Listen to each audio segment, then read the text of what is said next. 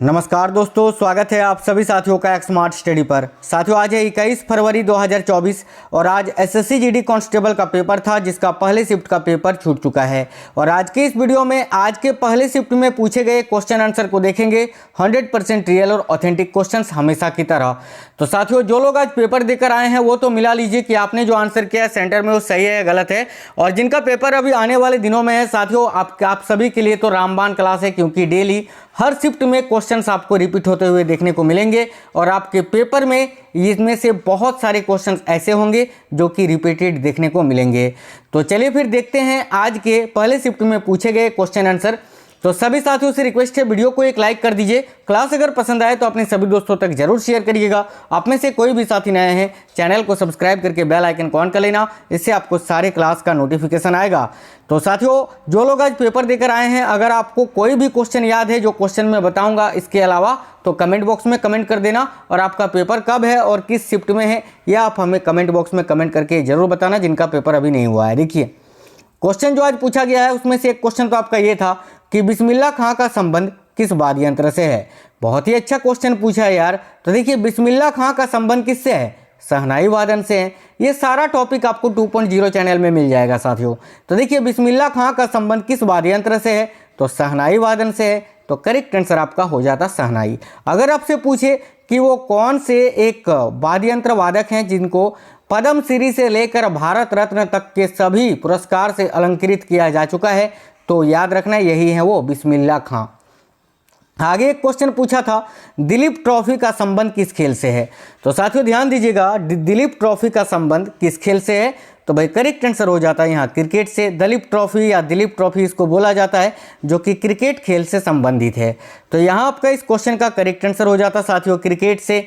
आगे देखिए, एक क्वेश्चन था, लावनी किस राज्य का लोक नृत्य है? तो भाई लावनी, तमाशा ये सब किस राज्य का है? इसके अलावा रंगोली ये सभी महाराष्ट्र राज्य का लोक नृत्य है। तो क्या आंसर हो जाता है यहाँ आपका? महाराष्ट्र। आई होप आप सभी साथियों ने बिल्कुल करेक्ट किया होगा। ठीक है, चलिए आगे देखिए, अगला क्वेश्चन जो आपसे पूछा गया था, 2011 की जनगणना के अनुसार किस राज्य की महिला जनसंख्या सबसे कम थी? देखिए, यहाँ पर थोड़ा डाउट है।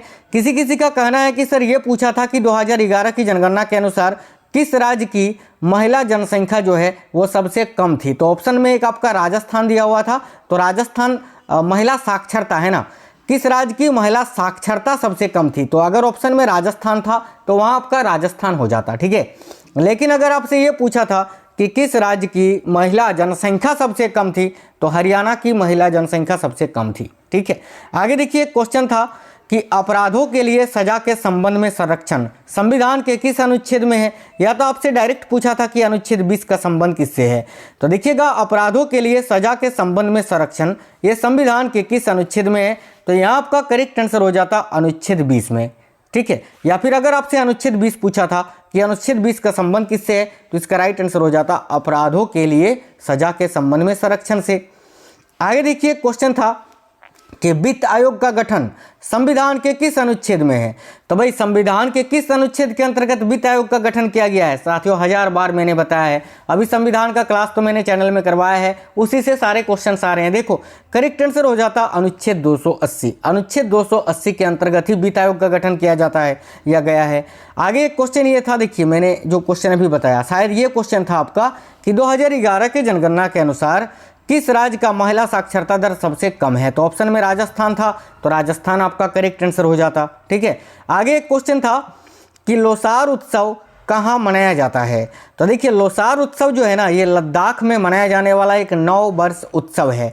आपसे ऐसा भी क्वेश्चन पूछा जा सकता है कि लोसार उत्सव किस रूप में मनाते हैं? तो भाई ये 9 वर्ष उत्सव के रूप में मनाया जाता है। कहाँ? तो भारत का जो केंद्र शासित प्रदेश है लद्दाख में, याद रखना। आगे एक क्वेश्चन था, अनाका, देखिए अनाका ऐसा ही था, अलंका मोनी। ठीक है, अनाका अलंका मोनी का संबंध किस खेल से है?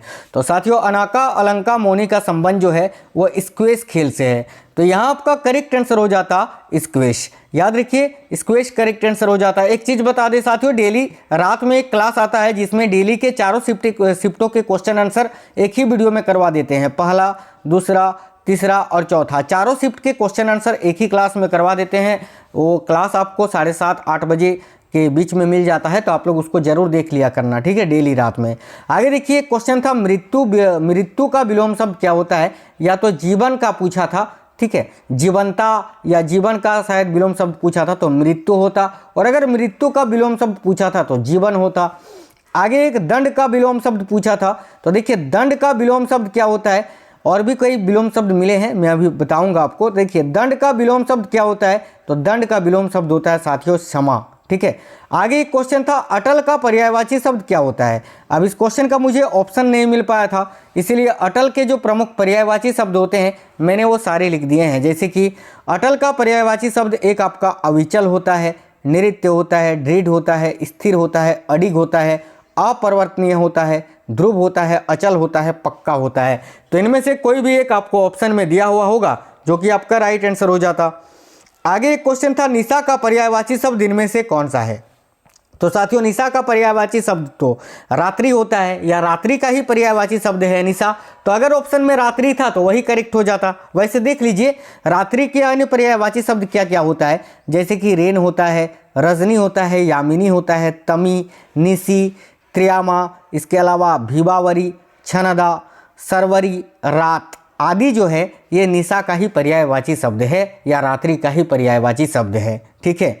आगे देखिए ज्योत्सना का शुद्ध वर्तनी शायद आपसे पूछा था, एक सौभाग्य का भी वर्तनी आपसे पूछा था। तो देखिए ज्योत्सना का शुद्ध वर्तनी होगा इस प्रकार से, ज्योत्सना को हम लिख सकते हैं, ठीक है। आगे एक क्वेश्चन था उत्साह का विलोम शब्द क्या होता है। तो भाई उत्साह का अगर आपसे विलोम शब्द पूछा था तो ये निरुत्साह होता है, निरुत्साह, ठीक है। मुहावरे और लोकोक्ति से दो प्रश्न पूछे थे, जैसे कि एक तो आपसे ये प्रश्न पूछा था लोकोक्ति से कि पासा पलटना, पासा पलटना मुहावरे का अर्थ क्या होता है। तो ये तो सिंपल था, आप लोगों ने आसानी से किया होगा। साथियों पासा पलटना मुहावरे का अर्थ होता है अचानक परिस्थितियों में बदलाव हो जाना, या अचानक हालातों का उलट जाना। आप लोग आसानी से ऑप्शन के अकॉर्डिंग इसको किए होंगे जिस प्रकार से ऑप्शन दिए हुए थे, क्योंकि आप तो इतना समझ ही गए होंगे ये क्वेश्चन को पढ़ते हुए कि भाई पासा पलटना इस मुहावरे का अर्थ क्या हो सकता है, ठीक है। आगे देखिए क्वेश्चन था सौभाग्य का शुद्ध वर्तनी क्या होगा।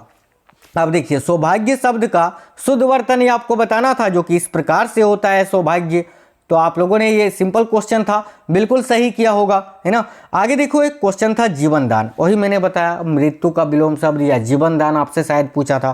तो देखिए बच्चे बताते हैं कोई कोई थोड़ा मतलब उल्टा बता देते हैं, इसीलिए जो है ना आप ही लोगों के द्वारा बताए गए क्वेश्चंस पे ही जो है आपको क्लास करवाते हैं। तो कोई बताते हैं जीवन, कोई जीवन दान। तो देखिए अगर जीवन दान पूछा था तो बात वही है, जीवन दान का भी विलोम शब्द आपका मृत्यु ही होता है, तो क्या हो जाता, मृत्यु हो जाता। एक क्वेश्चन था अलगाव, अलगाव का विलोम शब्द क्या होता है। तो देखिए अलगाव शब्द का विलोम शब्द क्या होता है ये आपसे पूछा था। तो अलगाव यानी अलग करना, तो अलग करना का उल्टा क्या होगा, मिलन, या मिलन करवाना। तो मिलन करेक्ट आंसर हो जाता साथियों। अलगाव का विलोम शब्द क्या होता है भाई, तो मिलन होता है ना, मिलन होता है। एक और मुहावरा था, जैसे कि एक क्वेश्चन था किताबी कीड़ा, मुहावरे का अर्थ क्या होता है। बोलते हैं ना अपने दोस्तों को जो सबसे ज़्यादा पढ़ते रहता है, किताब लेकर बैठे हुए रहता है, तो बोलते हैं ना यार तो एक नंबर का किताबी कीड़ा है, ये तो बोलते हैं ना कि वो किताबी कीड़ा है। तो किताबी कीड़ा मुहावरे का अर्थ होता है पुस्तकों में ही खोए रहने वाला व्यक्ति, ठीक है। जो पुस्तकों में खोए रहता है उसी को किताबी कीड़ा कहते हैं। तो पुस्तकों में ही खोए रहने वाला व्यक्ति, ठीक है। आगे क्वेश्चन था गोस्वामी का तद्भव शब्द क्या होता है। अब देखिए गोस्वामी शब्द का तद्भव तीन तरह से होता है। एक तो गुसाई होता है, गोसाई होता है, या गोस्वामी होता है। तो इनमें से जो भी आपको ऑप्शन में दिया हुआ था वो साथियों करेक्ट आंसर हो जाता। गोस्वामी का तद्भव शब्द क्या होता है, तो ये तीनों होता है भाई, गुसाई होता है, गोसाई होता है, गोस्वामी भी होता है। तो जो भी आपको ऑप्शन दिया हुआ था साथियों वो आपका करेक्ट आंसर हो जाता। अब आप हमें कमेंट बॉक्स में बताना कि ऑप्शन में क्या था। एक गद्यांश पूछा था 5 नंबर का हिंदी में, जो कि बिल्कुल ईजी था, इसमें आप 5 क्वेश्चन आसानी से सही कर सकते हैं, ठीक है। आगे देखिए क्वेश्चन था हर्षवर्धन का साम्राज्य कितने भागों में विभाजित था। तो साथियों हर्षवर्धन का जो साम्राज्य है वो कितने भागों में विभाजित था ये आपसे पूछा था। तो देखिए हर्षवर्धन का साम्राज्य कुल कितने भागों में विभाजित था, तो 4 भागों में। हर्षवर्धन के समय में कौन से चीनी यात्री भारत आए थे? तो भाई याद रखना, वेनसांग जो कि हर्षवर्धन के शासनकाल में भारत आए थे, जो कि एक चीनी यात्री थे बौद्ध धर्म के अध्ययन के लिए। ठीक है, आगे देखिए क्वेश्चन ऐसा था कि अखंड भारत में भारत की पड़ोसी देश इनमें से कौन सा था? अब देखिए अखंड भारत में कौन कौन से देश को शामिल किया गया है, मतलब कि मैप में, मानचित्र में। तो अफगानिस्तान, बांग्लादेश, भूटान, भारत, मालदीव, म्यांमार, नेपाल, पाकिस्तान, श्रीलंका और तिब्बत। अब इनमें से जो भी आपको एक अलग ऑप्शन दिया हुआ था वो आपका करेक्ट आंसर हो जाता, क्योंकि ये सभी तो अखंड भारत में शामिल है मानचित्र में। अब इनके अलावा जो भी आपको ऑप्शन में दिया हुआ था वो आपका करेक्ट आंसर हो जाता। बच्चों को बताना है किस तरह बांग्लादेश, पाकिस्तान, नेपाल और चीन दिया हुआ था ऑप्शन में, तो अगर चीन था तो चीन ही करेक्ट आंसर हो जाता। ठीक है, आगे देखिएगा, आगे साथियों हरित क्रांति से बोला जा रहा है कि आज 2 क्वेश्चन पूछा है।